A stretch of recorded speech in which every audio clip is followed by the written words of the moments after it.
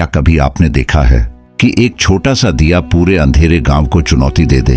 ये कहानी है एक ऐसे नौजवान की जिसने न तलवार उठाई न लड़ाई की, बस बच्चों के हाथ में किताब दे दी।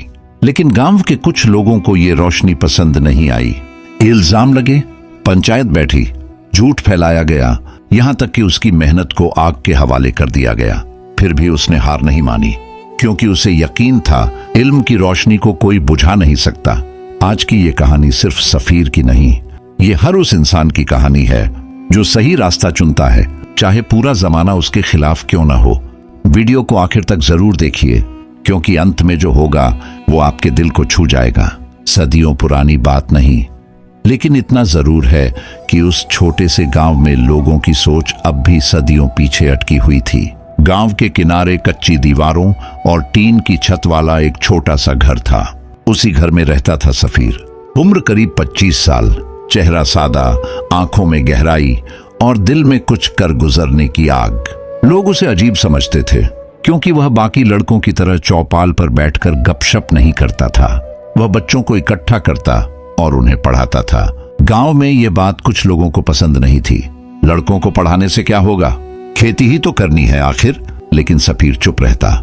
उसे यकीन था कि इल्म, ज्ञान ही इंसान को ऊपर उठाता है। उसके साथ हमेशा एक और नाम जुड़ा रहता था, हारिश। हारिश गांव के सबसे प्रभावशाली आदमी का बेटा था। पैसा, रुतबा और लोगों पर पकड़। उसे यह बिल्कुल अच्छा नहीं लगता था कि लोग सफीर की बात सुनने लगे थे। धीरे धीरे गांव के बच्चे शाम को सफीर के घर के बाहर बैठने लगे। किसी के हाथ में टूटी कॉपी, किसी के पास आधी पेंसिल। सफीर मिट्टी की दीवार पर कोयले से अक्षर लिखता और बच्चे उन्हें दोहराते। एक दिन हारिश ने यह सब देखा। उसकी आंखों में जलन साफ दिखाई दे रही थी। बहुत ऊंचा उड़ने लगा है तू, उसने मन ही मन कहा। अगली ही शाम गांव में खबर फैल गई, सफीर बच्चों के दिमाग खराब कर रहा है। कुछ लोग भड़क गए, कुछ चुप रहे और कुछ तमाशा देखने लगे। रात को जब सफीर अपने छोटे से आंगन में बैठा था, तभी दरवाजे पर जोर की दस्तक हुई। उसने दरवाजा खोला। सामने हारिश खड़ा था, चेहरे पर मुस्कान, लेकिन आंखों में चेतावनी।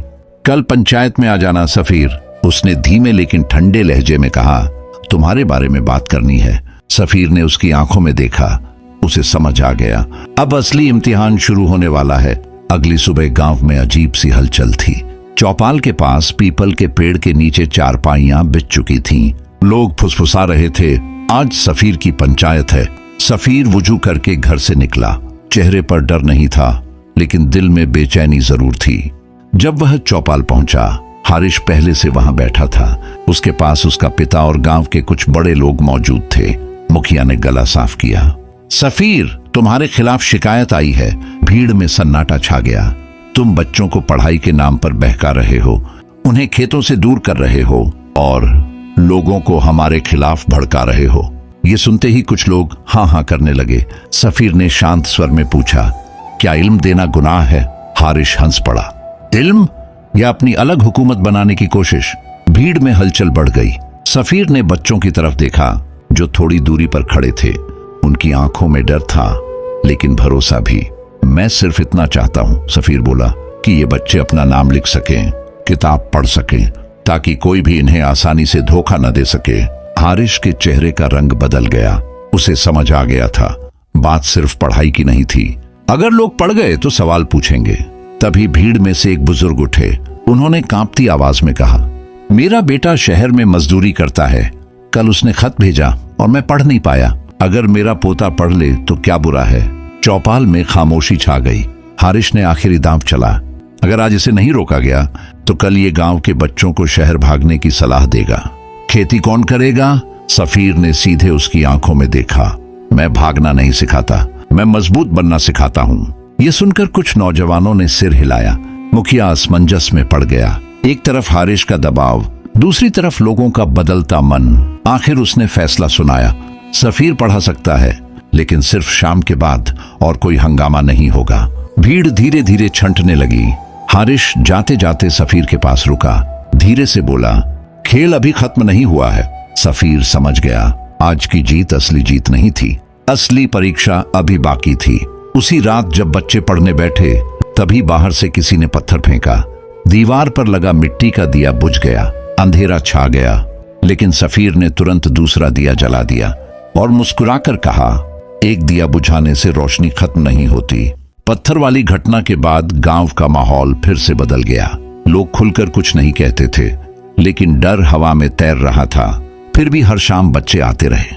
टूटी चारपाइयों पर बैठकर मिट्टी की दीवार को ब्लैक बोर्ड बनाकर सफीर उन्हें पढ़ाता रहा। एक दिन गांव में खबर फैली, सरकारी अधिकारी आने वाले हैं। कहा गया कि वे गांव की जमीन और स्कूल की हालत देखने आ रहे हैं। हारिश के चेहरे पर अजीब सी मुस्कान थी। उसे मौका मिल गया था। अधिकारी जब आए तो हारिश ने पहले ही उनके कान भर दिए। साहब, यहाँ एक लड़का बच्चों को भड़का रहा है, कहता है कि शहर जाओ, नौकरी करो, खेती छोड़ दो। अधिकारी ने गंभीर नजर से सफीर को देखा। क्या ये सच है? सफीर ने बच्चों की तरफ इशारा किया। आप खुद पूछ लीजिए। एक छोटा लड़का आगे आया, डरते डरते बोला, साहब, भैया हमें बस पढ़ना सिखाते हैं ताकि हम अपने अब्बू का खत पढ़ सकें। अधिकारी ने चुपचाप बच्चों की कॉपियां देखी। किसी ने अपना नाम लिखा था, किसी ने गिनती, किसी ने अम्मी शब्द। अधिकारी का चेहरा नरम पड़ गया। यह तो अच्छी बात है, उन्होंने कहा। गांव में तो स्कूल भी ठीक से नहीं चलता। यह सुनकर हारिश बेचैन हो गया, लेकिन तभी उसने आखिरी चाल चली। उसने अपने कुछ आदमियों से कहलवा दिया कि सफीर ने बच्चों से चंदा लिया है। गांव में फिर से शोर मच गया। पैसे लेता है, अपने लिए नाम कमा रहा है। सफीर के सामने झूठ का पहाड़ खड़ा कर दिया गया। उस रात वह अकेला बैठा था, दिल भारी था। क्या सच हमेशा इतनी परीक्षा लेता है? तभी दरवाजे पर दस्तक हुई। वही बुजुर्ग दादाजी खड़े थे। उनके हाथ में एक पुरानी थैली थी। उन्होंने सबके सामने चौपाल में जाकर कहा, ये वो पैसे हैं जो हमने खुद दिए थे। किसी ने मजबूर नहीं किया, हमने अपने बच्चों के लिए दिया। धीरे धीरे और लोग आगे आए। किसी ने 2 रुपए दिए थे, किसी ने 5। सबने साफ कह दिया, सफीर ने कभी मांग नहीं की। अब झूठ की दीवार गिरने लगी थी। अधिकारी ने हारिश की तरफ देखा। गांव को ऐसे नौजवानों की जरूरत है, ना कि रुकावट डालने वालों की। भीड़ में पहली बार खुलकर आवाज आई, सफीर सही है। हारिश की मुट्ठियां भींच गईं। उसे समझ आ गया, अब लोग डरने कम और सोचने ज्यादा लगे हैं। उस शाम जब सफीर ने दिया जलाया तो बच्चे पहले से ज्यादा थे। उसने मुस्कुराकर कहा, आज से पढ़ाई सिर्फ अक्षरों की नहीं होगी, आज से हम सच्चाई भी सीखेंगे। और उसी पल गांव में बदलाव की असली शुरुआत हो गई। गांव में अब 2 हिस्से साफ दिखाई देने लगे थे। एक वो जो बदलाव चाहता था और दूसरा वो जो पुराने डर से बाहर नहीं आ पा रहा था। हारिश चुप था, लेकिन उसकी खामोशी तूफान से पहले की शांति जैसी थी। कुछ दिनों बाद रात को अचानक सफीर के आंगन में आग लगा दी गई। किताबें जलने लगीं, मिट्टी की दीवार काली पड़ गई, बच्चों की कॉपियां राख हो गईं। गांव में अफरा तफरी मच गई। सफीर दौड़ता हुआ आया। आंखों के सामने उसकी मेहनत जल रही थी, लेकिन उसके चेहरे पर आंसू नहीं थे, सिर्फ गहरी सांसें थीं। सुबह पंचायत बुलाई गई। इस बार भीड़ पहले से ज्यादा थी। मुखिया ने सख्त आवाज में पूछा, ये किसने किया? कोई आगे नहीं आया। तभी एक छोटा लड़का बोला, मैंने देखा था, हारिश भैया के आदमी थे।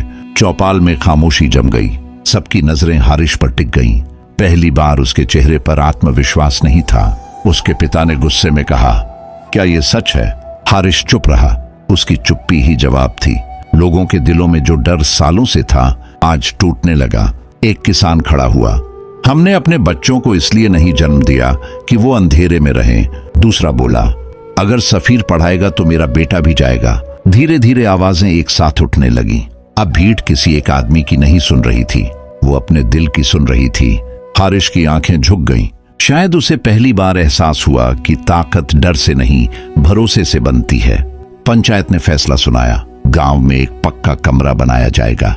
सफीर वहां पढ़ाएगा और कोई उसे रोकेगा नहीं। कुछ हफ्तों बाद वही जगह जहां आग लगी थी, वहां ईंटें रखी जाने लगी। बच्चे खुद पानी लाते, औरतें छाया में बैठकर दुआ करती, मर्द मजदूरी में हाथ बंटाते। धीरे धीरे एक छोटा सा कमरा खड़ा हो गया। उद्घाटन के दिन सफीर ने दिया जलाया। उसने कहा, आग किताबें जला सकती है, लेकिन इल्म की रोशनी नहीं। भीड़ में ताली गूंजी। हारिश दूर खड़ा सब देख रहा था। वह आगे बढ़ा, धीरे से बोला, मुझसे गलती हुई। सफीर ने कुछ पल उसे देखा, फिर हाथ बढ़ा दिया।